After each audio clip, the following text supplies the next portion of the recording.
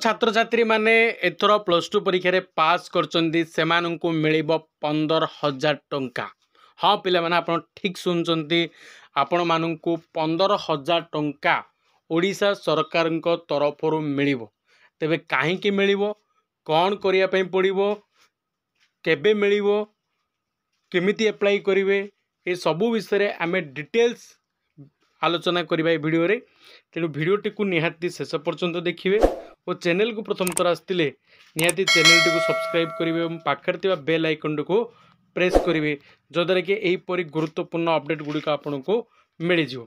जो देखो जदि जो पिला कथा कहीदे जो पिला प्लस टू रे पास करचंती बेसी मार्क ना मिनिमम 50% मार्क रखिंट से प्लस टू रे ताले सेमानंकु राज्य सरकार तरफरु 15,000 टंका मिलिबो। काहींकि मिलिबो जे राज्य सरकार दुईटी स्कॉलरशिप व्यवस्था अच्छी। जदि प्लस टू पास कला परे से माने जदि प्लस 3 जॉइन हुअंती ताहले राज्य सरकार दुईटी स्कॉलरशिप गोटे होचे हमर स्टेट स्कॉलरशिप जो थरे कि होची SC ST MBC welfare department तरफ गोटे स्कॉलरशिप जो थरे कि हमर ओबीसी एससीबीसी पिला माननकु 8,000 टंका मिले एवं एससी एसटी पिला माननकु 12 ରୁ 13,000 टंका मिले।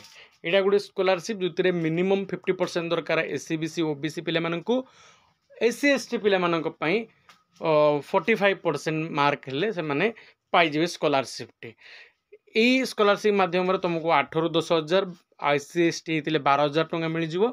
एवं आउ गोटे स्कॉलरशिप अच्छी ओडिशा सरकार जोड़ा होची तमरो निर्माण श्रमिक कल्याण स्कॉलरशिप जो स्कॉलरशिप माध्यम रे पिला माननकु 7,000 टंका लेखे मिले। मोट उपरे 8,000 स्टेट स्कॉलरशिप निर्माण श्रमिक स्कॉलरशिप बा जाको आम लेबर कार्ड स्कॉलरशिप कहचे से तुमको 7,000 मोट उपरे तुम जदि प्लस 3 पढ़ुच ताले वर्ष को तुम 15,000 टंका स्कॉलरशिप मिलिबो। केवल ओडिशा सरकार तरफरु आउरी बहुत स्कॉलरशिप अच्छी जो स्कॉलरशिप विषय तुमको मु आगामी वीडियो रे कहबी। तेणु यहीपरि अपडेट गुड़िक पाइबा निहाती आम चैनल को सब्सक्राइब करूँ और पाखे बेल आइकन को प्रेस कर दिंतु।